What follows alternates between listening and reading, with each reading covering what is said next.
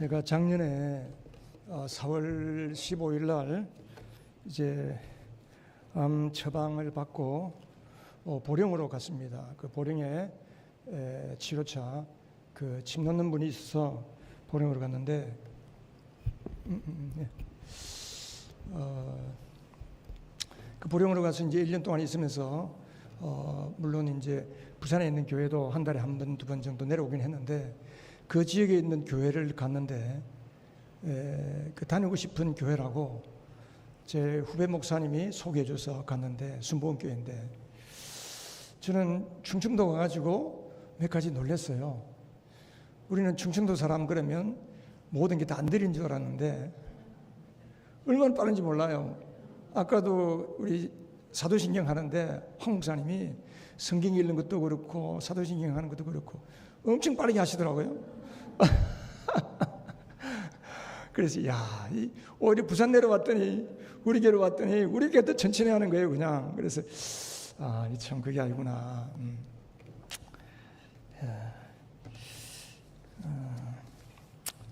하여튼 부족한 저를 위해서 우리 황 목사님 부부 그리고 또 제 소식을 들은 많은 분들이 또 여러분들을 포함해서 많은 분들이 이렇게 또 기도해 주시는 그 은혜로 1년 동안 하나님의 놀라운 치유를 경험하고 또 이렇게 같이 내려와서 여러분을 다시 뵙게 되어서 얼마나 감사한지 모릅니다. 우리 황 목사님 수시로 전화해 주시고 또 동지방에 있는 많은 목사님들께서 또 전화해 주시고 기도해 주시고 그러니까 주변에 기도하는 분이 많으니까 그 제가 뭔가 열심히 특심해서 또 기도를 많이 해서 그런 게 아니고 주변에 기도의 힘이 있다 보니까 저절로 기도가 되고 하나님을 향해 간절하게 매달리게 되는 것 같습니다. 제가 임기교회 저쪽에 임기교회 있을 때 그때 옮긴 지가 목사님 얼마나 됐죠? 이거 한 10년? 지금 일로 온 지가 그 자리 얘기가 건축하기 전에 헌신예배 하러 온 한 15년 된지 모르겠네. 그러고 나서 이제 오늘 와서 보니까 너무 감사하고 기쁩니다. 제가 지난 주일날 맥주 감사 주일날 지나간 상반기 동안에 감사 제목을 적는데 가장 감사한 게 뭔가 해보니까 우리 부부가 안팎으로 다 심각한 중병에 걸려 있는 거예요. 집사람은 2024년 4월부터 투석을 시작했습니다. 양쪽 콩팥하고 간에 물혹이 너무 많아서 의사 말로는 3kg짜리 폐하 3개를 뱃속에 품고 있다 그러더라고요. 배가 이랬어요. 그래서 이제 제가 제 콩팥 하나를 떼어서 주려고 그렇게 계획을 세우고 집사람 양쪽 콩팥을 들어가는 혈관을 묶어버렸어요. 콩팥이 쭈글들도록. 그런데 한 몇 개월 이제 한 1년 있다가 제가 폐암 사기 진단을 받고 그러니까 24년 4월부터 아내가 투석을 시작하고 25년 4월부터 제가 폐암 사기 진단을 받고 의사 말로 3개월에서 한 6개월 정도 밖에 못 산다. 폐암 말기죠. 제가 전체 펫CT 머리수부터 발끝까지 찍은 사진이 있는데 차마 보여드리기는 좀 그렇고 그래서 하여튼 배가 왼쪽 배에 3cm짜리 종양이 있고 그다음에 머리, 어깨, 척추, 허리, 골반, 대퇴부 다리 하여튼 모든 뼈는 다 그냥 사진을 찍으면 새까맣게 나와요. 다 전이가 돼서. 그러니까 이제 폐대장은 이 장부가 뼈를 주관하는 장기가 폐대장입니다. 그러니까 폐암이나 대장암에 걸리면 뼈로 전이될 가능성이 많죠. 그랬는데 이제 그렇게 양쪽이 다 아픈 상태로 투병 생활을 하면서 그래도 만일 제가 건강한 상태로 은퇴했더라면 27년 동안 개척교회 하면서 다니지도 못한 여행들 또 즐거운 시간들 나름 편안하게 그냥 즐길 텐데 건강이 이러니까 도리어 절제하게 되고 또 하나님을 더 찾게 되고 하나님의 뜻을 더 구하게 되고, 그게 제일 감사하더라고요. 그래서 지난주까지 이제 욥기를 읽었는데, 욥을 보면서 그 고난이 아니고서는 경험하지 못하는 축복, 그걸 욥이 경험하잖아요. 그래서 제게도 하나님께서 이 폐암사기라는 것이 제게 재앙이 아니고 하나님 주신 축복이다, 그렇게 생각합니다. 폐암사기가 아니었더라면 제가 평생을 살면서 이 고난을 통해서 주시는 하나님의 은혜, 축복, 이걸 제가 모르고 살 뻔했어요.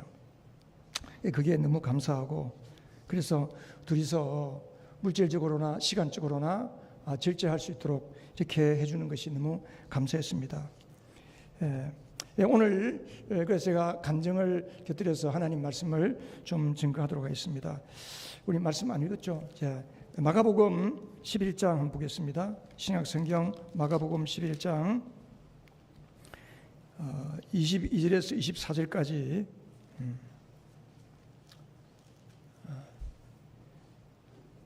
자, PPT 띄울 수 있습니까? 예. 같이 한번 우리 합독하겠습니다. 시작. 예수께서 그들에게 대답하여 이르시되 하나님을 믿어라. 내가 진실로 너희에게 이르노니 누구든지 이 산들어 들리어 바다에 던지라 하며 그 말하는 것이 이루어질 것을 믿고 마음에 의심하지 아니하면 그대로 되리라. 그러므로 내가 너희에게 말하노니 무엇이든지 기도하고 구하는 것은 받은 줄로 믿어라. 그리하면 너희에게 그대로 되리라. 아멘. 한번 기도하겠습니다. 하나님 아버지 감사합니다. 부족한 것을 하나님이 또 사용하셔서 십자가의 복음, 우리 주 예수 그리스도를 전할 수 있도록 우리 하늘증언교회로 불러주시고 오늘 단위에 세워주시사오니 감사합니다. 하나님 아버지, 종을 통하여 성령께서 친히 말씀하여 주시고 종의 입술을 통하여 증거하는 그 말씀이 각 사람 심령 속에 각자의 형편대로 처지를 따라 하나님이 말씀하기를 원하시는 그 말씀으로 들려지게 하여 주시옵소서. 종을 감추어 주시고 오직 성령께서 필요한 말씀을 전할 수 있도록 성령님 사로잡아 주시옵소서. 종을 통하여 하나님이 나타내신 지난 한 해 동안에 하나님의 놀라운 은혜를 간증합니다. 하나님 아버지, 주님만의 영광 받아 주옵소서. 예수님의 이름으로 기도합니다. 아멘. 오늘 본문의 배경은 예수님께서 이제 십자가 처형을 위해서 일주일 동안 예루살렘 성에 입성했는데, 그 입성하고 나서 이튿날에 이제 밤에는 베다니에 가서 주무시고 낮에는 예루살렘으로 나오는데, 이튿날 아침에 베다니를 나오는데 예루살렘으로 가는데 예수님이 시장하셨어요. 그래서 그 무화과 나무에서 푼 열매지만은 열매가 좀 있을까 싶어서 갔는데 열매가 없어요. 그래서 예수님께서 우리가 잘 아는 대로 그 나무를 저주하시잖아요. 그리고 다음날 아침에 이제 제자들과 함께 또 나오는데, 제자들이 보니까 그 나무가 뿌리째 말라버린 거예요. 뿌리째. 그래서 베드로가 깜짝 놀라서, 아니 예수님, 이거 어떻게 된 겁니까? 주님께서 어저께 저 나무를 향해서 저주했는데 어떻게 하룻밤 사이에 저 나무가 뿌리채 바싹 마를 수가 있습니까? 베드로가 예수님께 그렇게 물었어요. 그랬을 때 예수님께서 하신 말씀이 오늘 읽은 말씀입니다. 하나님을 믿어라. 하나님 믿어라. 그러면서 내가 진정으로 진짜 내가 너희에게 말하는데 누구든지 이 산들을 들려서 바다로 옮겨져라 하고 말하고 그 말한 것이 이루어질 줄로 믿으면 그대로 된다. 주님이 그렇게 말씀하셨어요. 예수님이 그렇게 말씀하는 데는 이유가 있습니다. 그러니까 예수님은 공생애를 사시면서 평생 하나님의 믿음으로 사셨어요. 귀신을 명하고 파도를 맹해서 잔잔하게 하고 죽은 나사로를 살리고 수많은 기적을 베풀 때에 하나님의 믿음으로 하셨다는 거예요. 그래서 요한복음 14장 12절에 보면 내가 그 PPT 한번 넘겨주세요. 요한복음 4장 12절 있네요. 자, 같이 읽겠습니다. 시작. 내가 진실로 너희에게 이르노니 나를 믿는 자는 내가 하는 일도 그도 할 것이요 또한 그보다 큰 일도 하리니 이는 내가 아버지께로 감이라. 제자들에게 너희들이 나를 믿는다면 내가 하는 일도 다 할 수 있다 너희들. 그리고 나보다 더 큰 일을 할 것이다. 주님이 그렇게 말씀하는 거예요. 왜냐? 내가 아버지께로 가기 때문이다. 이게 무슨 말이냐면 예수님이 아버지께로 가시면 그 예수님이 하시던 사역을 누가 해야 돼요? 누가 물려받아서 해야 돼요? 제자들이 물려받아서 해야 되잖아요.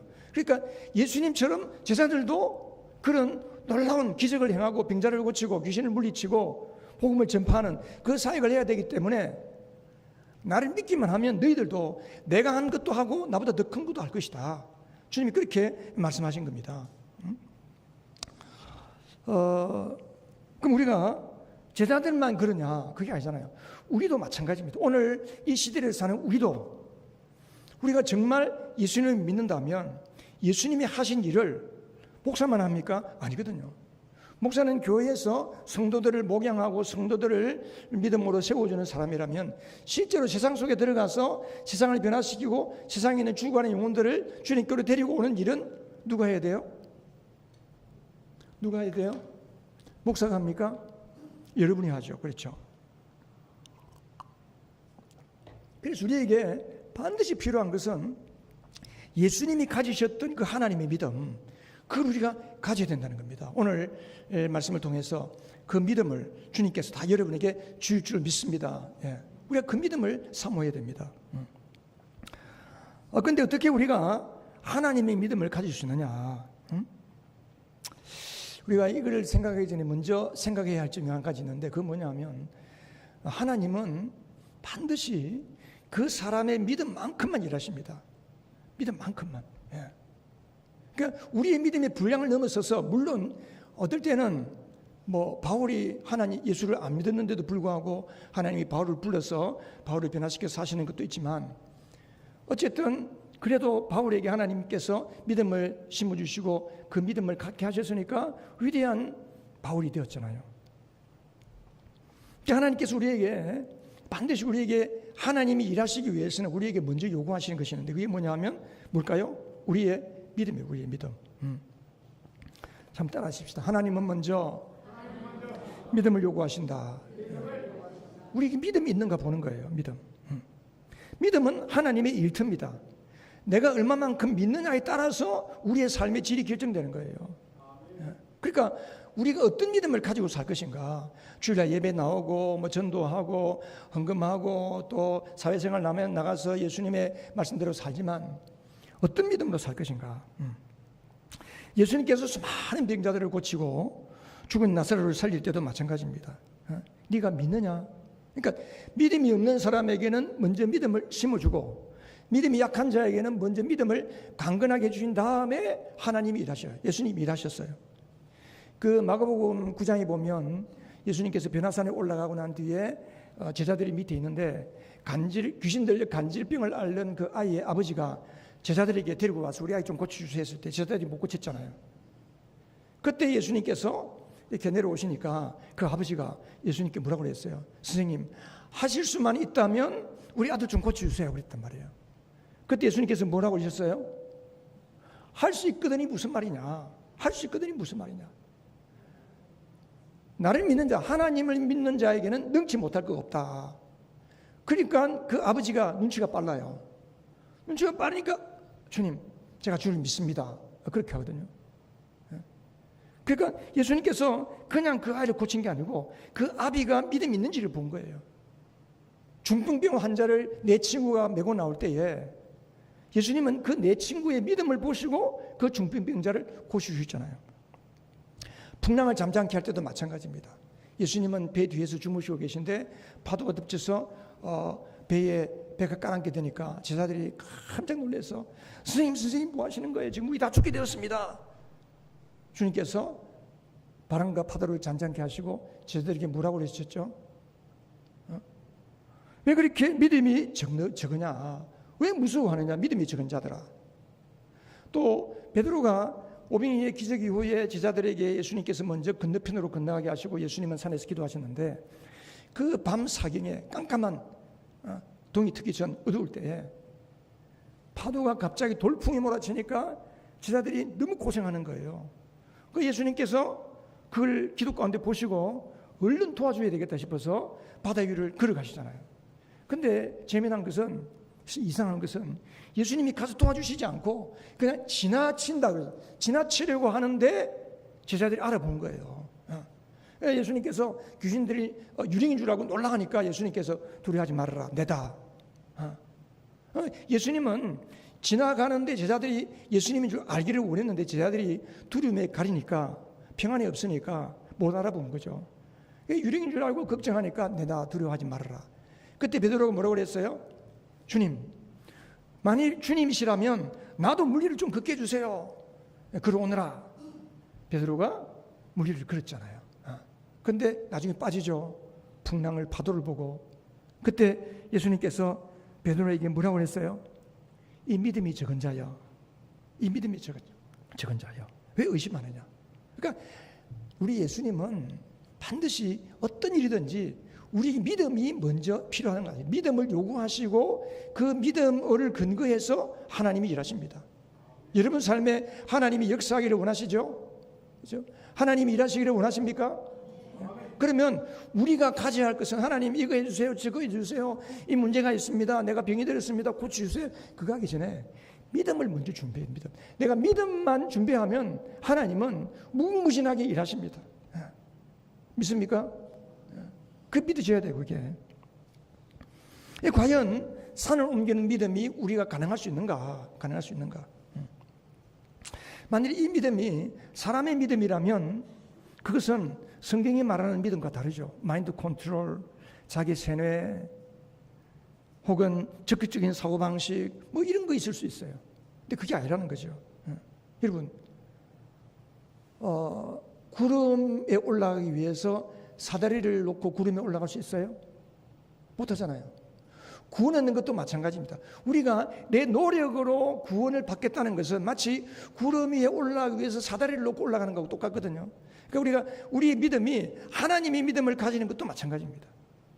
우리의 노력으로 안 돼요. 내가 믿습니다, 도와주세요, 내가 믿겠습니다 100번 이야기해도 그 진짜 내 마음 중심에 진짜 믿음이 있는지 없는지는 주님이 보시고 아시거든요. 그럼 우리가 어떻게 하나님의 믿음을 가지고 살 수 있을까? 자, 두 번째 생각한 것은 한번 따라해 주십시다. 예수님은 믿음의 창시자요 완성자이시다.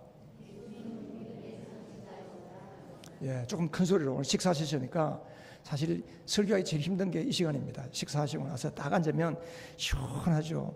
바람이 솔솔 불고 딱 졸기 좋습니다. 큰 소리로 다시 한번 크게 시작. 예수님은 믿음의 창시자요 완성자이시다. 아멘. 자, 히브리서 12장 2절, 자 같이 읽겠습니다. 시작. 믿음의 주요 또 온전케 하시는 예수를 바라보자. 자, 세 번역에는 이걸 어떻게 번역했나 하면 같이 읽습니다. 시작. 믿음의 창시자요 완성자이신 예수를 바라봅시다. 예. 믿음의 주, 온전케 하시는 예수, 이거를 헬라어 원어로 보면 헬라가 믿음의 주요 한 말은 믿음의 창시자, 아르케고스라는 헬라어입니다. 이 아르케고스라는 말은 개척자라는 거예요. 개척자. 그러니까 우리 안에 오셔서 우리의 믿음을 개척해 주시는 분은 내가 복음을 듣고 내가 예수 믿겠습니다 해서 믿은 게 아니고 내 안에 믿음을 일으켜 주신 분이 누구라는 거예요? 예수님이세요. 예수님. 예수님이 우리의 믿음의 개척자예요. 그리고 우리가 처음 믿었던 그 믿음을 끝까지 완성시켜 주시는 분도 누구? 예수님. 예. 그래서 예수님은 우리에게 이 땅에 오셔서 우리의 모든 죄를 위하여 자기 몸을 십자가에 내어주시고 죽으시고 부활하셨지만, 이걸 다르게 표현하면 우리에게 하나님의 믿음을 가지고 하나님의 믿음을 우리 마음속에 심어주시고 그 믿음으로 살 수 있도록 도와주시기 위해서 부활하시고 우리 안에 오시고 성령을 도와주시는 거거든요. 자, 그럼 우리가 좀 더 구체적으로 어떻게, 그러면 하나님의 믿음을 가지신 예수님의 믿음, 그러니까 예수님은 하나님의 믿음을 보여주는 분이세요. 보여주시는 분이에요. 요한복음 1장 14절에 보면 아무도 하나님을 본 사람이 없지만은 독생하신 하나님의 아들 예수 그리스도께서 통해서 하나님이 나타나 보이셨다. 그러니까 예수님은 하나님의 믿음이 어떠한지를 보여주신 분이거든요. 그러니까 우리가 예수님의 믿음을 소유하면 우리도 예수님처럼 그렇게 살아갈 수 있는 겁니다. 할렐루야. 믿습니까? 예. 오늘 믿어지는 역사 있기를 바랍니다. 오늘 그게 믿어지면 여러분 최고의 복을 받는 겁니다. 예?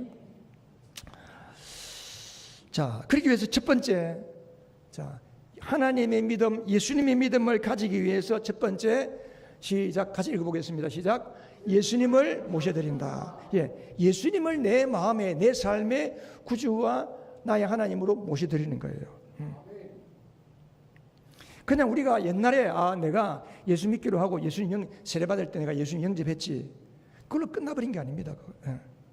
그게 아니고 예수님처럼, 여러분 오늘 우리가 요한복음 14장 주일 설교 말씀드렸는데, 그 예수님의 믿음의 핵심이 뭐냐 하면, 그 성경을 전체를 쭉 다 보고 특별히 요한복음을 보면 예수님이 가지셨던 믿음의 핵심이 있습니다. 그 예수님 믿음의 핵심이 뭐냐 하면, 내가 아버지 안에 있고 아버지께서 내 안에 계시다. 여러분 요한복음, 오늘 읽었던 요한복음 14장 한번 펴보세요.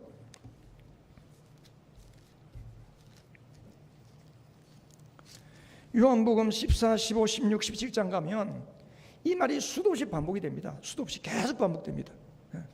이제 내일이면 예수님이 처형당하시고 죽으시는데, 마지막 날 제자들에게 예수님의 믿음의 엑기스, 예수님의 믿음의 핵심을 제자들에게 전수하고 싶은데, 그게 뭐냐는 거예요. 그게 빌립이 아버지를 보여주면 좋겠습니다. 네가 나를 봤는데 뭘 또 아버지를 보여달라고 그러냐. 그러시면서 자 14장 10절 같이 읽겠습니다. 시작. 자,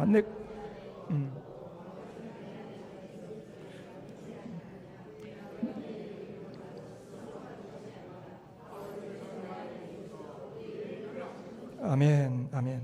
11절에도 똑같은 말씀, 또 20절에도 그렇고 계속 14, 15, 16장 이 말이, 예수님의 이 말씀이 계속 후렴처럼 반복이 돼요. 저는 세번역 성경을 보는데요, 세번역 성경이 똑같습니다. 내가 아버지 안에 있고 아버지께서 내 안에 계시다는 것을 네가 믿지 않느냐? 내가 너희에게 하는 말은 내 마음대로 하는 게 아니다. 아버지께서 내 안에 계셔서 아버지가 말하는 것을 나도 같이 말한다. 아버지가 행하는 것을 내가 따라할 뿐이다. 요한복음 5장에도 그렇게 하셨어요. 그러니까 예수님의 믿음의 핵심은 예수님이 자기 정체성, 내가 하나님의 아들이다. 그 하나님의 아들이란 말은, 우리가 예수님을 영접하고 하나님의 아들이 되고 하나님의 자녀가 되었다는 말은, 다르게 표현하면 내 안에 누가 계신 거예요? 예수님이 계세요. 그리고 예수님이 계시다는 것은 또 뭐예요? 그 예수님 안에 누가 있어요? 내가 들어있는 거예요. 그러니까 나와 예수님이 하나라는 거예요. 내가 예수님 안에 있고 예수님이 내 안에 계시고, 그러니까 어디를 가도 우리는 내가 예수님 안에 있고 예수님이 내 안에 계신다. 어떻게 할 게 없는 거지. 그 내 안에 계신 예수님이 행하시니까 우리가 주님이 이걸 원하시는 것 같다 싶으면 내가 행하면 돼요. 그럼 하나님께서 뒷감당 책임지시는 거예요. 그러니까 우리가 예수님을 내 마음에, 예수님을 나의, 우리가 이제 흔히 오늘도 목사님께서 예수님이 나의 my Lord, 나의 주인이시다 했는데, 사실은 성경에 보면요, 예수님이 우리의 주와 그리스도가 되신다라고 표현한 것보다 내가 생명이다, 너희의 생명이다, 참 생명이다, 생명이라는 걸 더 강조하셨어요. 요한복음 1장 4절에도 보면 말씀이 육신이 되어 이 땅 가운데 오셨는데 그 생명은 사람들의 빛이라. 예수님은 생명으로 오셨어요. 그러니까 우리가 살아가는 이 생명은, 아담으로부터 물려받은 이 생명은 진짜 생명이 아닌 거죠. 예수님을 내 마음에 모셔드리면 참 생명이신 예수님이 내 안에 오셔서 나의 생명이 되는 겁니다. 그래서 나의 생명이신 예수님을 내가 살아가는 겁니다.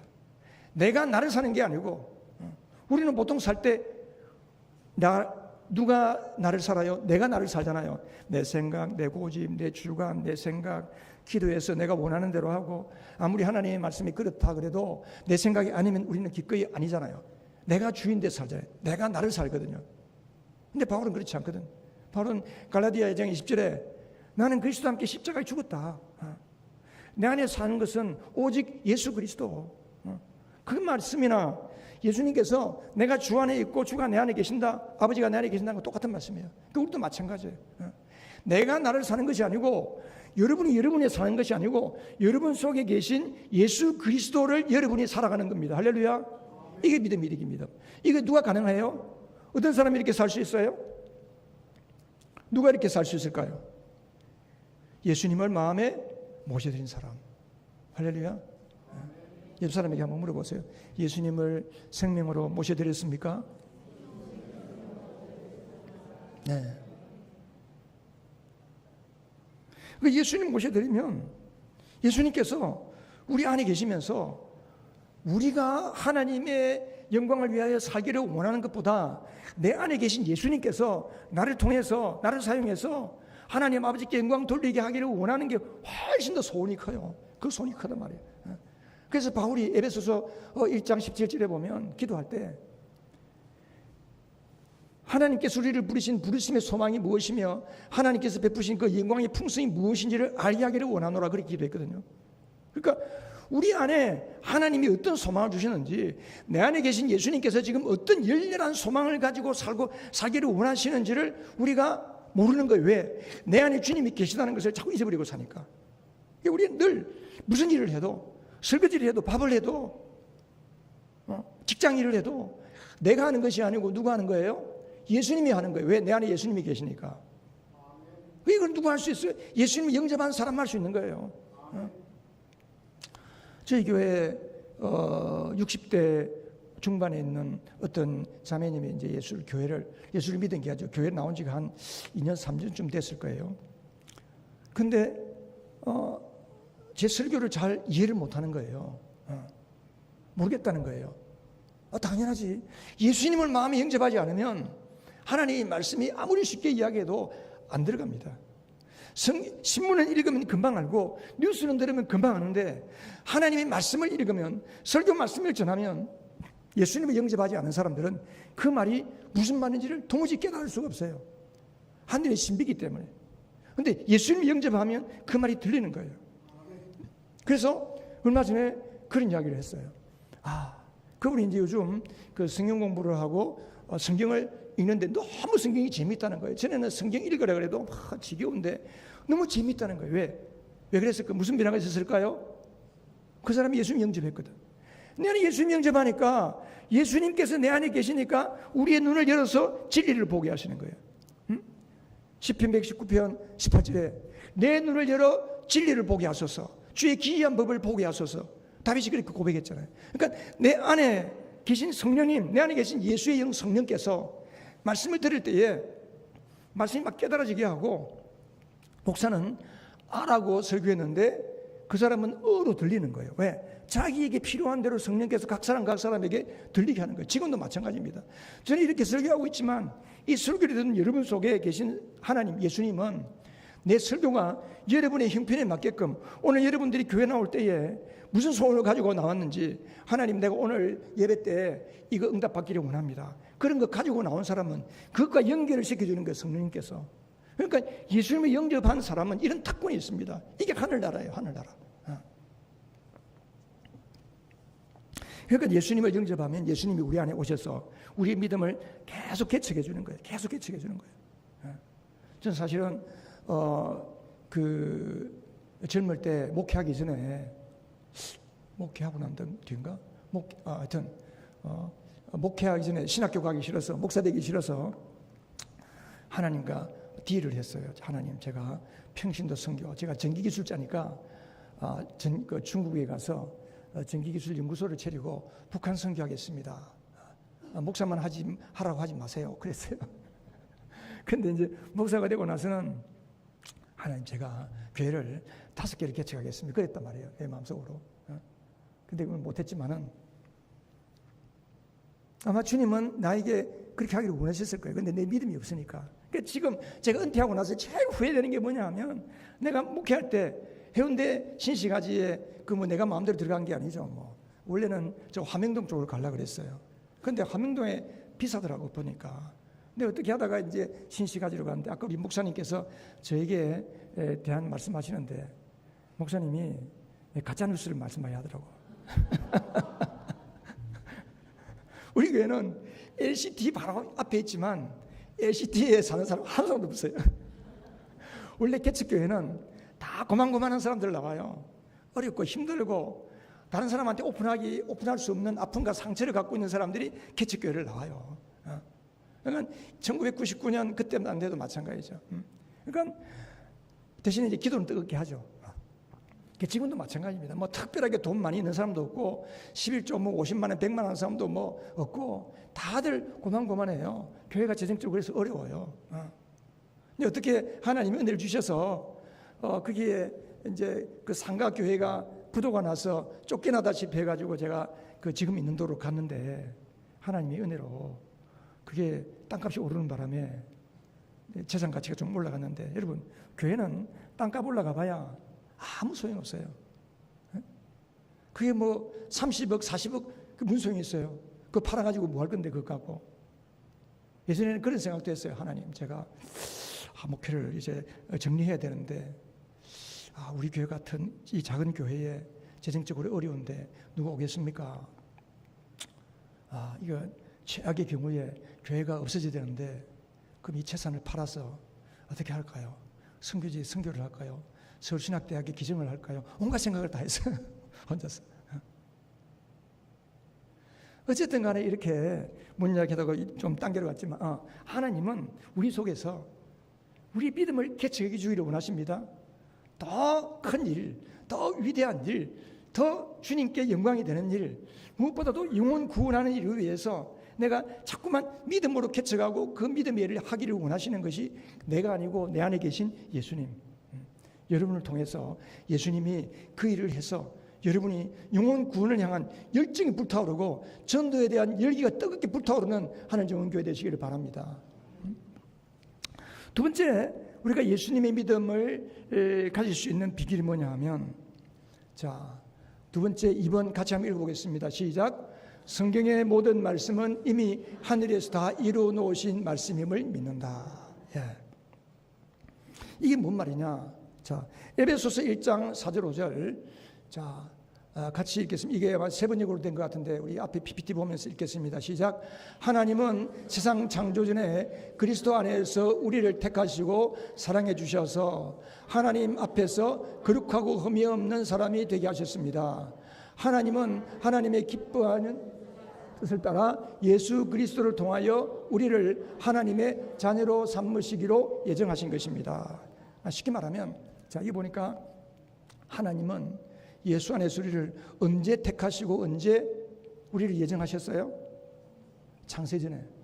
그러니까 쉽게 말하면 하나님 아버지, 하나님의 아들 예수 그리스도, 하나님의 영 성령 이 삼위 하나님은 세상을 창조하기 전부터 이 세상을 창조했을 때 사람이 죄를 범하면 어떻게 할 것인가, 죄에 빠진 인간을 어떻게 구원할 것인가 미리 다 준비하셨어요.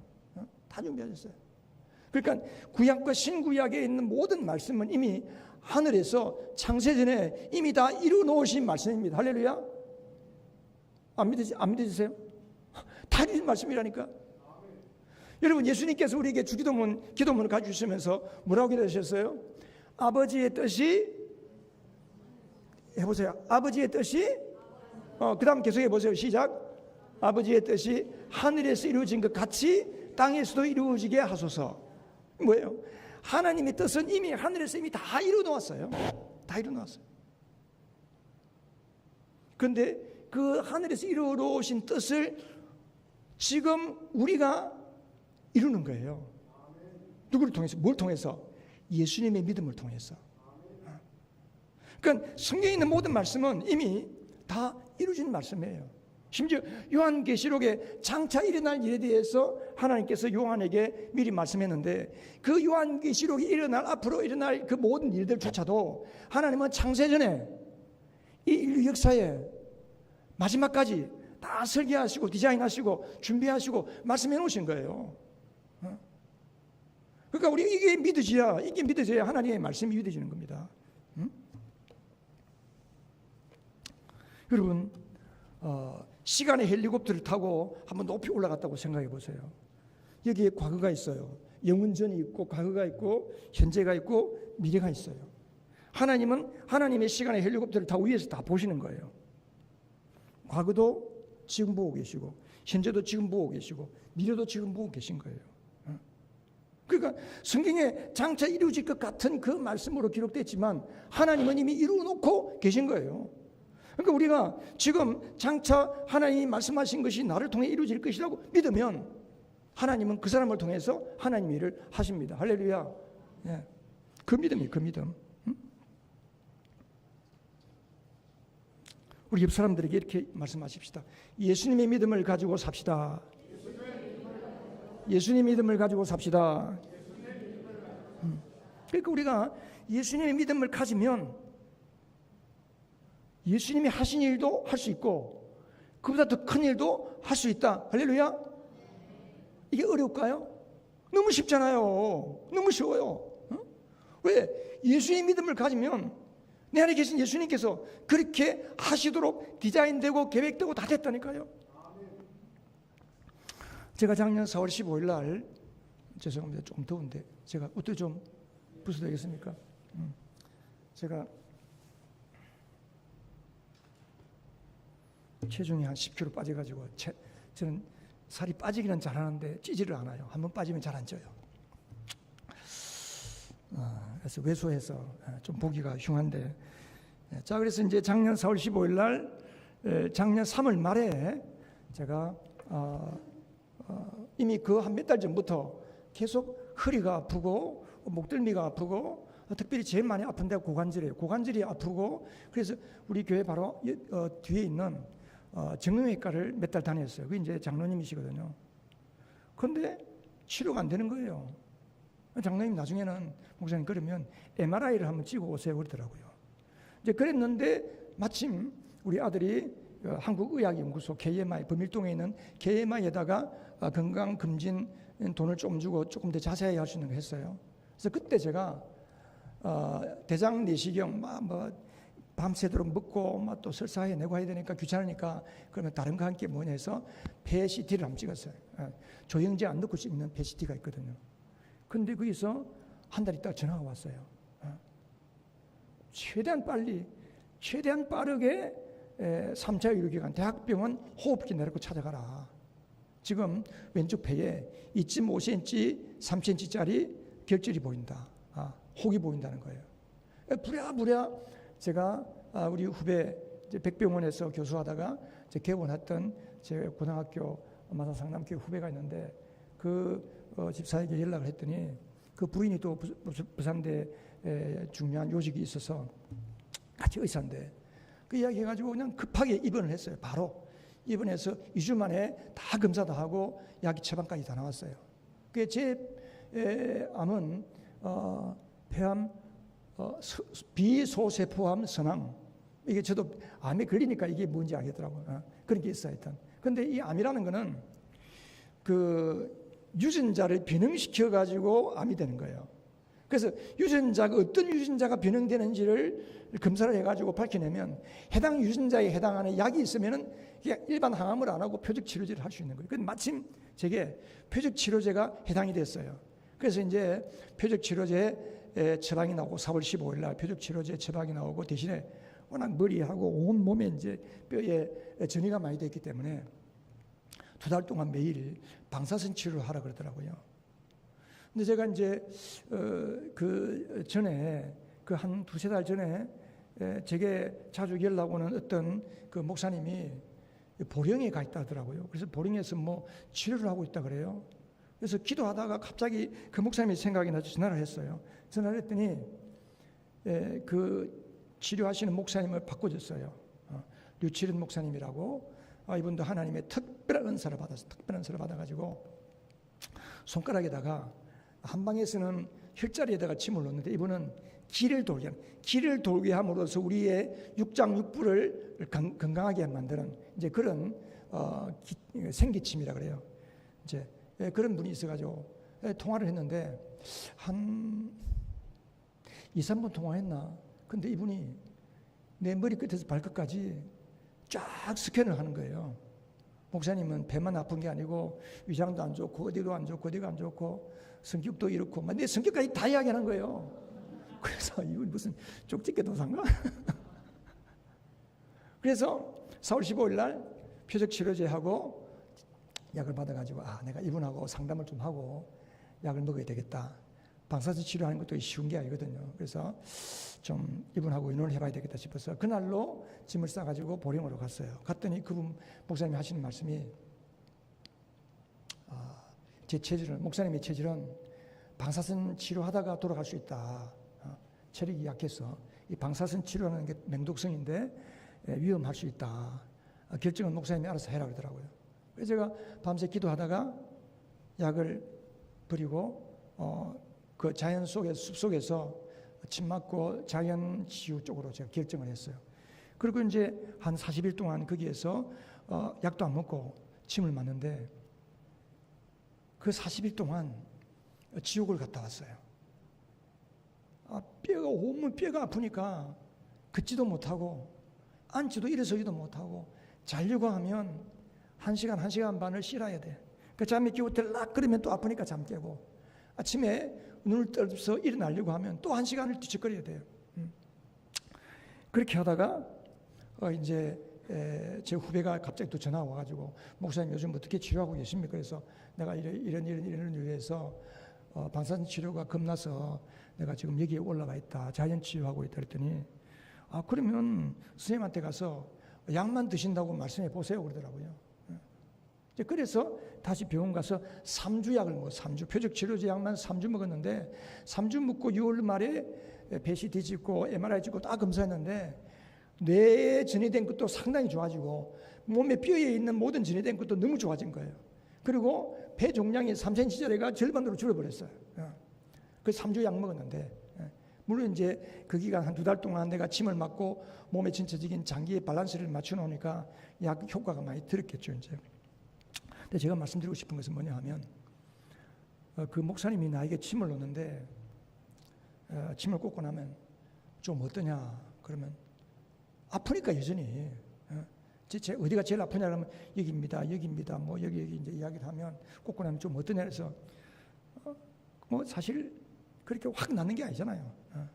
조금 안 아파요. 그러면 뭐 조금 괜찮은 것 같습니다. 그러면 조금이 뭐냐고 많이 좋아졌다 그래야지 막 맨날 그래요. 맨날 저한테 그냥 야단을 치는 거예요. 그래서 속으로 내가 상처를 받았어. 아니 아파서 아프다 그러는데 아파서 아프다 그러는데 그걸 다 낫다라고 많이 좋아졌다라고 말하면 근데 뭐 거짓말을 할 수 있어 내가? 근데 나중에 그래서 얼마 지나고 나서 내가 하나 깨달았어요. 목사님이 하는 이야기가 뭐냐면 제가 놓는 침은 하나님의 은사를 통해서 나가는 침이기 때문에 반드시 믿음이 동반이 돼야 치료 효과가 있다는 거예요. 그러면서 제가 자꾸 믿을 것을 강요하더라고요. 거의 강요하더라고요. 그래서 뭐 믿어줘야 믿을 거 아니에요. 믿어줘야. 그래서 이제 제가 아플 때 하나님 앞에 말씀을 제가 붙잡은 게 이사야서 53장 5절하고 갈라디아서 4장 2절에 그 말라기서 4장 2절이에요. 거기 보면 자 말라기 4장 2절 있죠. 같이 한번 읽어보겠습니다. 내 이름을 경외하는 너희에게는 의로운 해가 떠올라서 치료하는 광선을 발할 것이니 너희는 외양간에서 풀려난 송아지처럼 뛸 것이다. 저는 이 말씀을 제 핸드폰 프사에다가 하나님을 경외하는 김홍일에게는 의로운 해가 떠올라서 치료하는 광선을 발하리니 김홍일은 외양간에서 풀려나온 송아지처럼 뛰어다닐 것이다. 제가 그렇게 적었어요. 그게 내 말씀이니까. 그리고 이사야서 53장 5절 다 같이 읽겠습니다. 시작. 그가 찔림은 우리의 허물 때문이요 그가 상함은 우리의 죄악 때문이라. 그가 징계를 받음으로 우리가 평화를 누리고 그가 채찍에 맞음으로 우리는 나음을 받았도다. 그기도 마찬가지예요. 그가 채찍을 맞음으로 김홍일은 나음을 받았다. 근데 이제 밤에 창고에 가서 매일 기도하는데 갑자기 그 생각이 드는 거예요. 이 말씀은 이미 여러분 자 이거 보니까 그가 채찍에 맞음으로 이 말씀은 예수님이 십자가 죽으시기 전 700년 전에 하나님이 이사야를 통해서 하신 말씀이거든요. 이미 그때에 예수님께서 이 땅에 오셔서 어떤 일을 하실 것을 이미 하나님은 정해놓으시고 700년 뒤에 이루실 것을 이미 이루어 놓은 거예요. 그때. 그러니까 이미 되어 있는 말씀을 내가 붙잡는 거예요. 그래서 그래 그러면 나를 위해서도 예수님 채찍 맞았으니까 내가 나음을 입었네. 하나님 고쳐주세요 라고 기도할 게 아니고 내가 나음을 받았으니까 주님 나는 고쳐받았습니다. 이제부터 고침받았습니다. 이게 확 믿어진 그 어느 순간에 그러니까 마음이 너무 기쁨이 있는 거예요. 아, 이제 나는 고침받았네요. 주님께서 채찍에 맞음으로 나 나음을 받았습니다 하고 믿어지기 시작하는 그때부터 급속하게 치료가 나타났습니다. 그러니까 우리가 하나님의 모든 말씀은 나를 위해서 주님께서 깨닫게 하시고 주일날 설교 말씀을 통해 하나님이 말씀하실 때 그 말씀이 그런 말씀이 있는가 보다 내가 이렇게 살아야지 라고 결심도 하고 결단도 하지만 더 중요한 것은 그 말씀을 하나님이 나에게 주실 때는 이미 나를 위해서 하나님이 그렇게 하시기로 작정을 하시고 주신 거예요. 할렐루야. 그걸 내가 믿는 거예요. 내가 받아들이는 거예요. 그 믿어지면 역사가 나타나는 거예요. 예수님께서 나사로를 살릴 때에 마르다와 마리아에게 뭐라고 했어요? 네가 믿느냐? 네 오라비가 살아날 것이다 믿느냐? 아이고 선생님, 장차 우리가 부활하면 그렇게 될 것입니다. 무슨 소리 하느냐? 그 두 자매가 막 우니까 예수님께서 내가 너희들에게 믿으면 무엇을 보게 될 것이다? 믿으면 영광을 볼 것이라고 말씀했지 않냐? 내가 이야기했지 않느냐? 오늘도 마찬가지입니다. 우리가 하나님의 말씀을 믿으면 준비된 하나님의 영광이 나의 영광으로 나타나게 될 줄 믿습니다. 그러니까 우리가 믿음은 자, 아까 그 PPT 한번 더 띄워주세요. 우리 같이 한번 읽어보십시다. 자기 말씀으로. 자, 누가 여기 아픈 분 계시다면 이 말씀 읽으면서 성령이 역사하실 줄 믿습니다. 그 너희라는 자리에 자기 이름을 넣어서 한번 읽어보십시다. 시작. 내 이름을 경외하는 김홍일에게는 의로운 해가 떠올라서 치료하는 광선을 발할 것이니 너희는 외양간에서 풀려난 송아지처럼 뛰어다닐 것이다. 예. 자, 그 다음 그가 채찍에 맞음으로 시작. 그가 채찍에 맞음으로 김홍일은 나음을 받았도다. 예. 아멘. 예. 그래서 믿음은 하늘과 나를 연결하는 끈입니다. 믿음은. 그러니까 우리가 기도할 때 그러거든요. 주님께서 채찍에 맞음으로 우리가 나음을 받았도다 했지 않습니까? 하나님 나를 고쳐주세요. 그렇게 기도하면 우리 아버지께서 하나님께서 너무 속상해하는 거예요.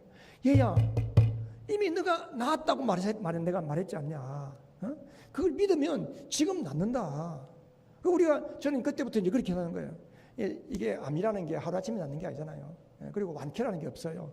그러니까 어떤 때는 좀 아팠다가 괜찮았다가 또 단한 것처럼 그렇다가 또 어느 날 또 살 아프기도 하고 이제 그렇거든요. 그러니까 제 마음에 의심이 왜 안 들겠어요?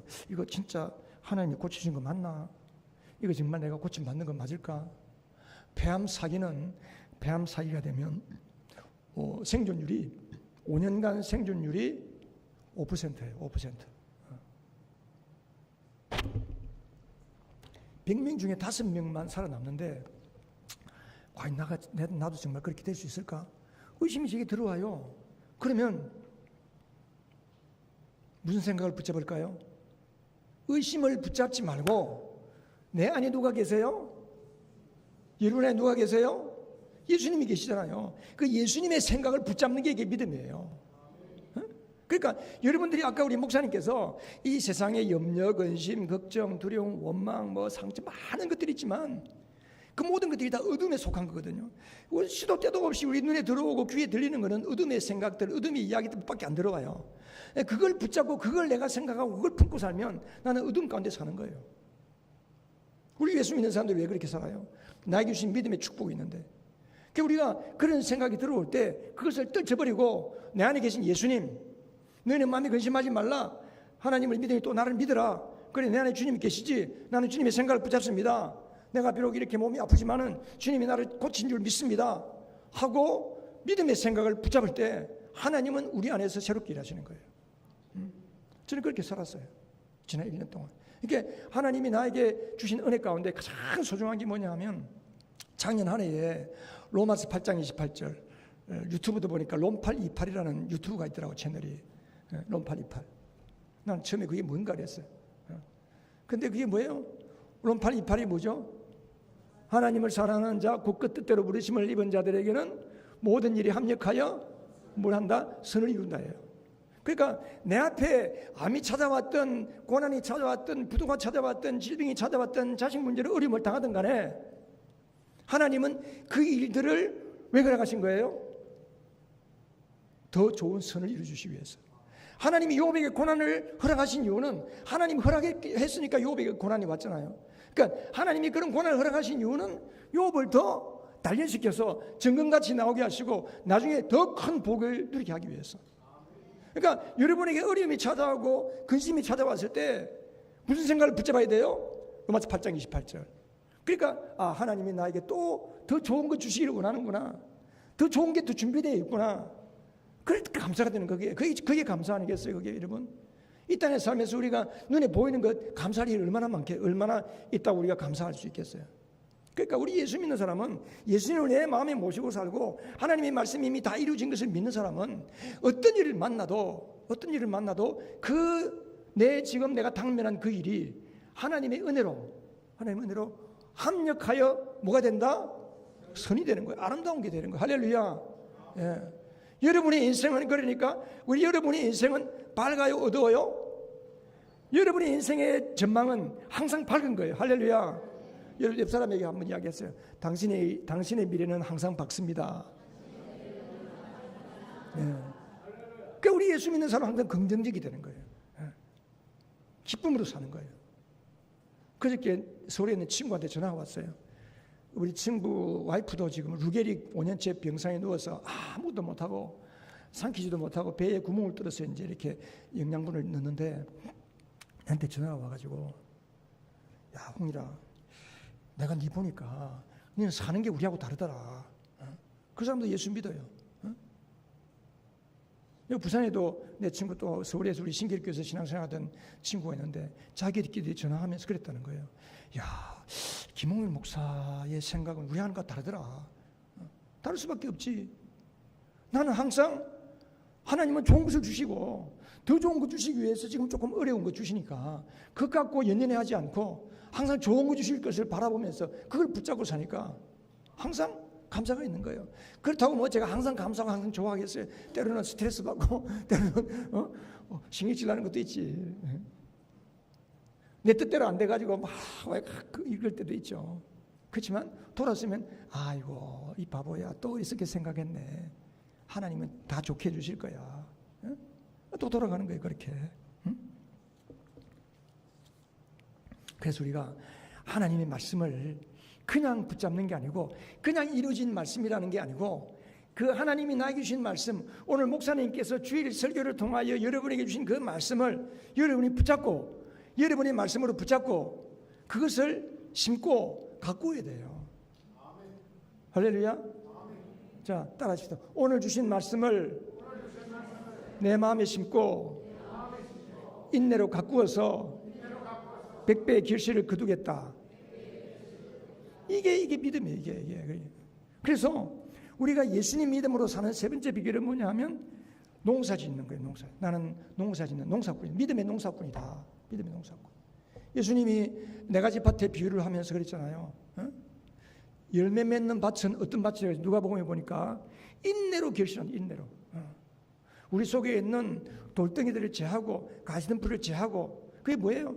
부정적인 생각, 안 좋은 생각, 재물의 염려, 돈에 대한 걱정, 세상 명예에 대한 걱정, 내 쾌락에 대한 어떤 유혹들 이런 걸 다 걷어내고 믿음의 생각을 붙잡을 때 인내할 때 그 말씀의 씨앗이 오늘 주님 주신 오늘 우리 한 목사님께서 여러분들에게 주신 그 말씀을 가지고 일주일 동안 농사를 지을 때 다음 주일날 교회 와서 이번 주간에 목장 모임할 때 그 말씀이 어떻게 열매를 맺었는지 간증하는 거야 되는 거예요. 그 목장에서 하나님의 간증들이 많이 나오는 거예요. 그래야 목장이 살아있고 재미있는 목장이 되지. 뭐 맨날 모이는 거 모이봐야 똑같은 이야기하고 뭐 똑같은 기도 제목 내고 지겹잖아요. 우리 이걸 농사를 잘 지어요. 농사. 여러분 농사 잘 지읍시다. 농사 잘 지읍시다.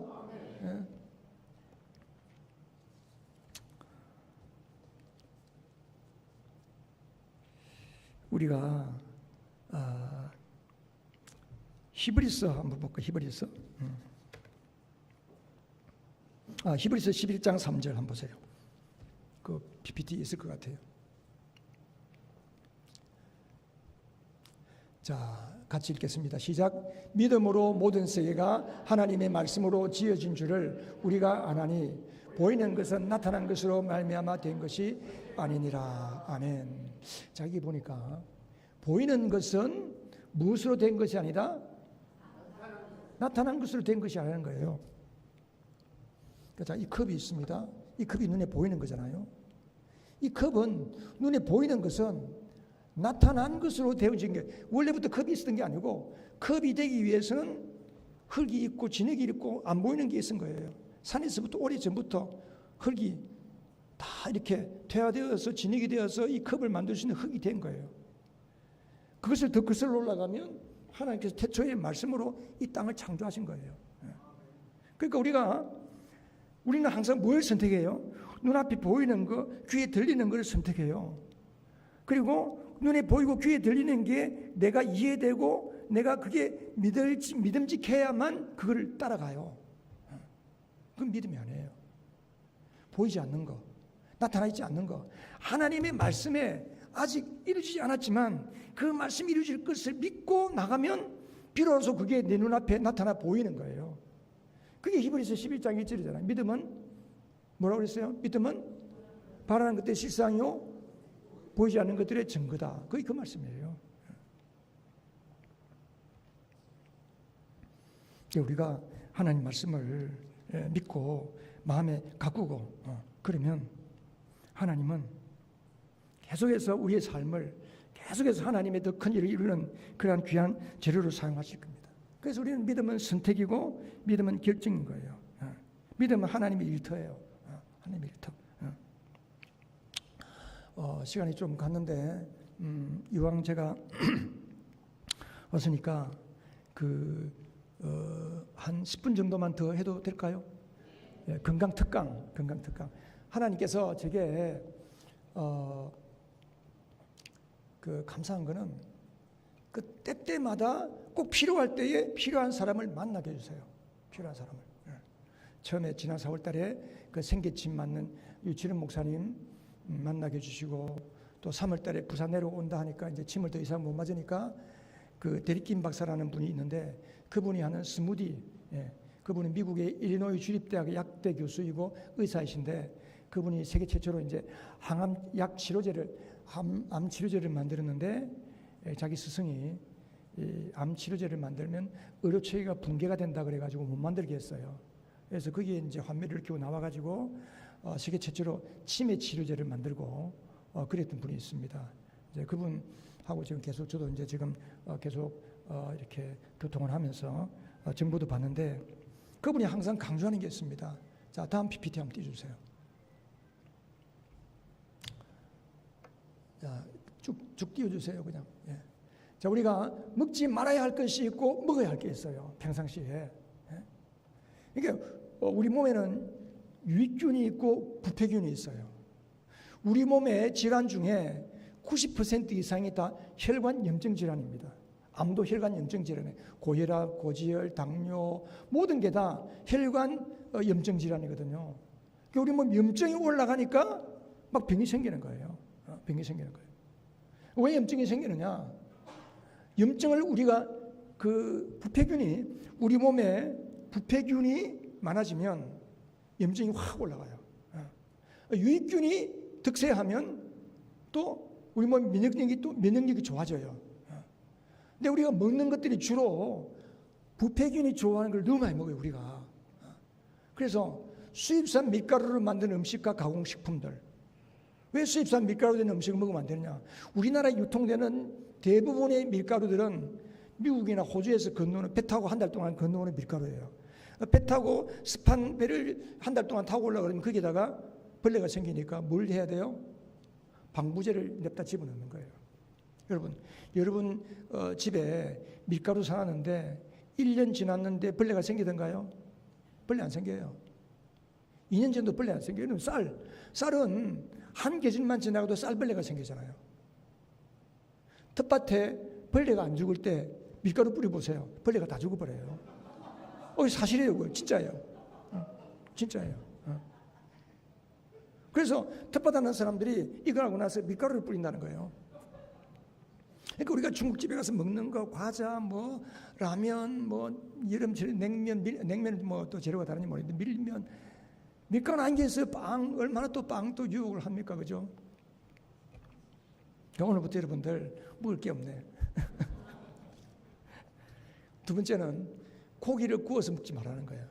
고기를 구워서 먹으면 고기가 구울 때 나오는 단백질을 부패균이 가장 좋아하는 거예요. 그게.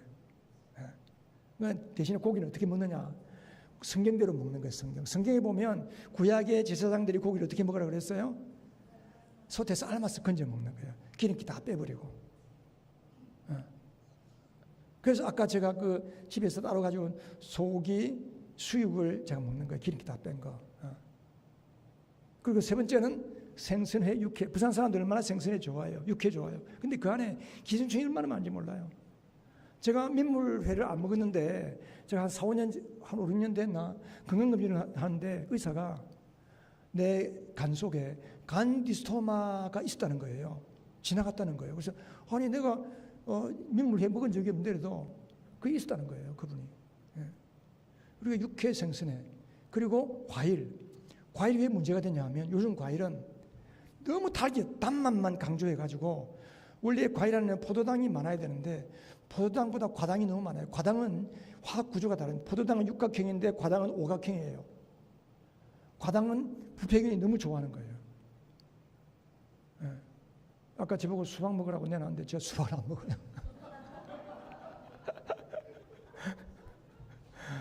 그 대신에 이제 신 거, 자두 좀 시잖아요. 신 거는 괜찮아요. 그린 키위 뭐 이런 거. 붉은 거 말고 그린 키위 이런 거. 그리고 이제 제로 콜라, 제로 사이다. 뭐 설탕 안 들어갔다고 사람들이 좀 젊은이들 그거 많이 먹는데 그 스테비아는 설탕보다 더 나쁜 거예요. 차라리 설탕을 마시는 게 나아요. 이런 거 주로 이제 이런 정도 우리가 조심하는 거예요.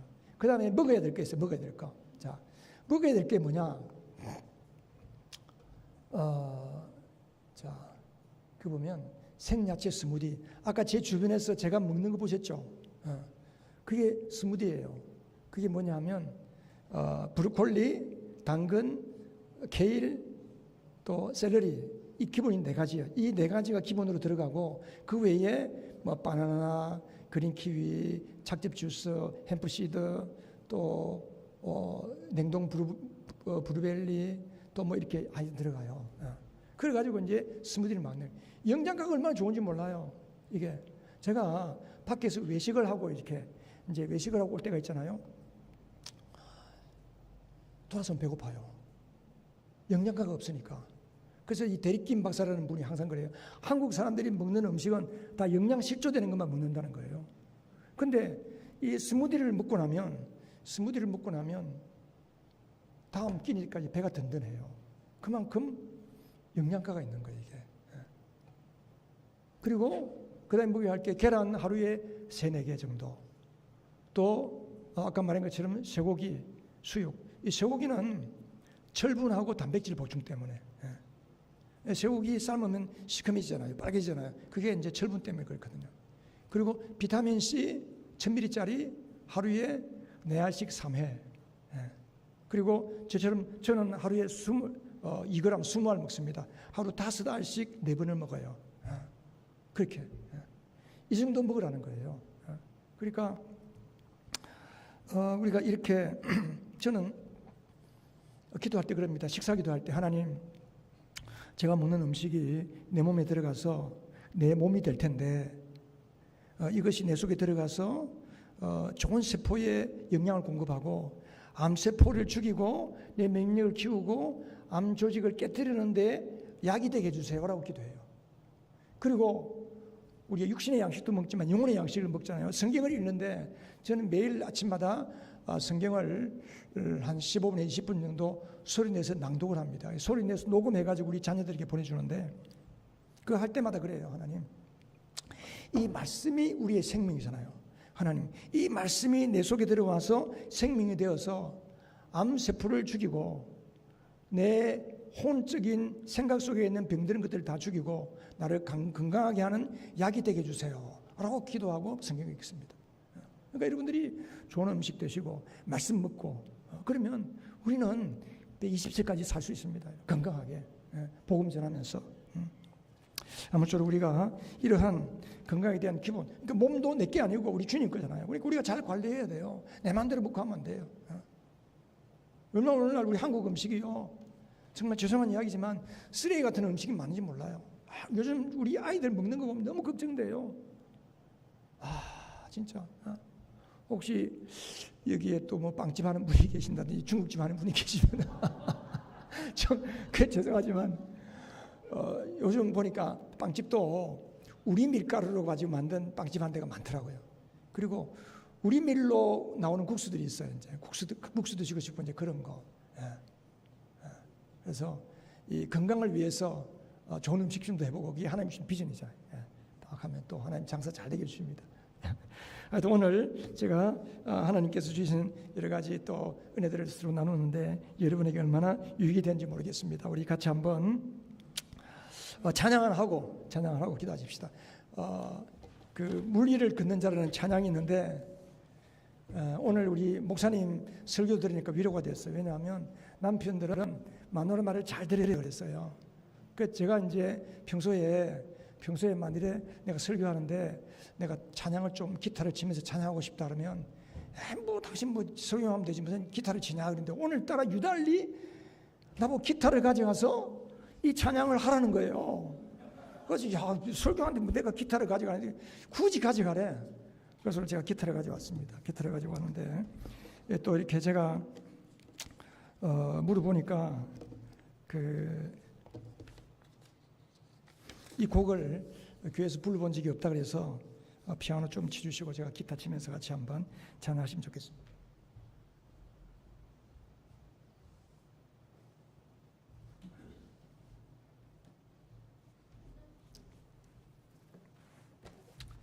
그 교회를 개척교회 목사는요 맞는 꾼이 돼야 돼요. 교회 사찰도 해야 되고 찬양인도도 해야 되고 설교도 해야 되고 차량 운행도 해야 되고 우리 전주 좀 해주세요. 조금 천천히.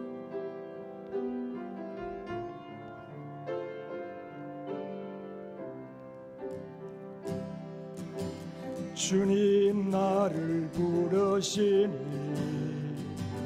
두려움 없이 배에서 나아가리라. 주님 나를 부르시니 주님 내게 오라시니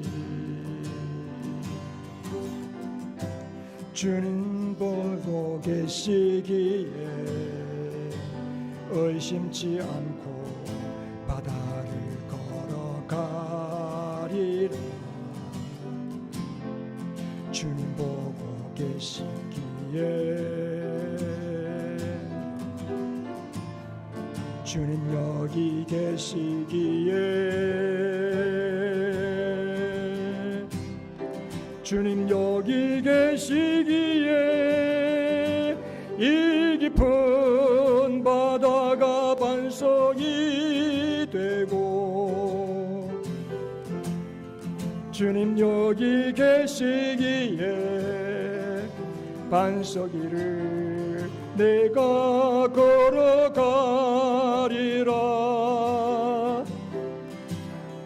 주님 여기 계시기에 저 거친 파도가 반석이 되고 주님 여기 계시기에 반석 위를 내가 걷습니다. 다시 한번 주님 나를 부르시니 두려움 없이 배에서 나아가리라. 주님 나를 부르시니 주님 내게 오라시니 주님 보고 계시기에 의심치 않고 바다를 가리라. 주님 보고 계시기에, 주님 여기 계시기에, 주님 여기 계시기에 이 깊은 바다가 반석이 되고,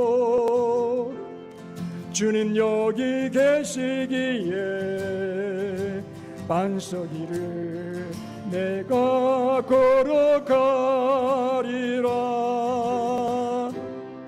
주님 여기 계시기에 저 거친 파도가 반석이 되고, 주님 여기 계시기에 반석 위를 내가 걷습니다. 주님 여기 계시기에 이 깊은 바다가 반석이 되고, 주님 여기 계시기에 반석 위를 내가 걸어가리라면, 주님 여기 계시기에 저 거친 파도가 반석이 되고, 주님 여기 계시기에 반석 위를 내가 걷습니다. 아멘. 우리 주님 앞에 주님 한번 부르면서, 하나님, 주님, 내가 예수님 믿음을 갖기를 원합니다. 예수님 믿음을 내가 가지기를 원합니다. 아니, 내가 예수님 믿음을 가질 수 있는 사람이 되었음에도 불구하고 그동안 예수님 믿음으로 살지 못하고 나의 믿음으로 산다고 이렇게 애쓰고 힘쓰면서 힘들게 신앙생활을 했습니다. 하나님, 오늘 이 말씀 듣고 회개합니다. 내 안에 주님이 계시고 주님이 내 안에 계신 것을 믿고 내가 예수 그리스도를 영접한 하나님의 자녀로서 거룩하고 흠이 없는, 하나님 앞에서는 하나님께서는 우리를 거룩하고 흠이 없는 하나님의 자녀라고 했는데, 우리는 늘 죄인 생각하고 늘 죄를 지을 수밖에 없는 사람으로 생각하고 살았습니다. 하나님, 이 생각을 버리게 하시고 예수의 믿음으로 물리를 걸어가는 믿음 갖기를 원합니다. 나에게 믿음을 하게 해주시고 성령으로 충만케 해달라고 우리 주여 한번 부르짖고 같이 기도합니다. 주여, 하나님 아버지 감사합니다. 감사합니다. 하나님께서 오늘 저희들에게 주님께서 가지신 그 믿음을 우리 허락하여 주시고 그 믿음을 갖기를 원하시는 하나님 아버지 말씀을 드렸습니다. 하나님 아버지, 그동안 우리가 얼마나 어리석게도 나의 믿음을 내세우면서 내 생각을 따라 살았는지 모릅니다. 하나님 아버지, 주님, 내가 예수님 영접한 것이 옛날에 과거 일로 끝나지 말게 하시고, 내가 예수님 믿었으니 그 믿음이 지금도 여전히 내 안에 계신 주님, 내 안에 주님이 계시고 주님이 내 안에 계시고 아버지가 예수님 안에 계시고 예수님 아버지 안에 계신 것처럼 나도 예수님 안에 있고 아버지와 예수님과 성령 삼위 하나님이 내 안에 계신 것을 믿고 지금 나아가기를 원합니다. 이미 성경에 있는 모든 말씀이 다 나에게 주어진 말씀이요 축복의 말씀이요 우리를 인도하시는 말씀인데, 우리가 그 말씀을 취사 선택할 때가 얼마나 많습니까? 하나님 아버지를 용서하여 주시옵소서. 이 말씀을 100% 의지하고 믿음의 길을 걸어가기를 원합니다. 믿음의 새 역사가 나타나기를 원합니다. 하나님, 우리를 사용하여 주시옵소서. 우리 하늘정은 교회가 주여 역사가 오래됐지만 여전히 젊은 교회가 되게 하여 주시옵소서. 무리를 걷는 교회가 되게 하여 주시옵소서. 이 시대의 수많은 사람들에게 하나님 살아계심을 보여주는 복된 교회가 될 수 있도록 축복하여 주시옵소서. 아버지 감사합니다. 감사합니다. 하나님 아버지, 우리가 병들고 가난하고 연약하고 문제투성이 가운데 그 휘몰아치는 파도 가운데 휩쓸리며 살아가는 이유가 무엇이었습니까? 주님, 우리 예수를 믿는다고 하지만 주여 내가 믿습니다, 나를 도와주세요 라고만 기도했지, 내 안에 주님이 계시고 주님이 예수님의 믿음을 통해서 예수님이 하신 일도 하고 그보다 더 큰 일을 이루시기를 원하시는 그 주님의 마음을 미처 생각지 못했습니다. 하나님 아버지, 이제 우리가 예수의 믿음을 가지고 산을 들어서 바다로 옮기는 위대한 믿음의 사람들 삼아주신 줄 믿고 감사합니다. 이 마지막 시대에 주님 오실 때가 얼마 안 남았는데 깨어있는 신부들이 되어서 마지막 시대에 하나님의 수많은 영혼들을 이끌어내고 영혼을 추수하는 교회가 되게 하여 주시옵소서. 특별히 하나님 병든 자가 있습니까? 주님, 병든 곳에 손을 얹고 기도하기를 원합니다. 주의 연약한 부위를 주님 만져주시고, 이미 예수님이 채찍에 맞음으로 우리가 나음을 잃었습니다. 이미 주님은 나를 고치시는데 언제까지 내가 나를 고쳐달라고 기도합니까? 하나님, 나를 고쳐주신 주님 감사합니다. 우리를 고쳐주신 주님 감사합니다. 이 믿음으로 살게 하여 주시옵소서. 하나님을 경외하는 우리 각 사람에게 의로운 해가 떠올라서 치료하는 관선을 발하여 주심으로 이제는 우리가 외양간에서 나온 송아지처럼 뛰어다니면서 주의 복음을 증거하는 복된 하늘 좋은 교회 다 되게 하여 주시옵소서. 주님 감사합니다. 예수님의 이름으로 기도합니다. 아멘. 이제는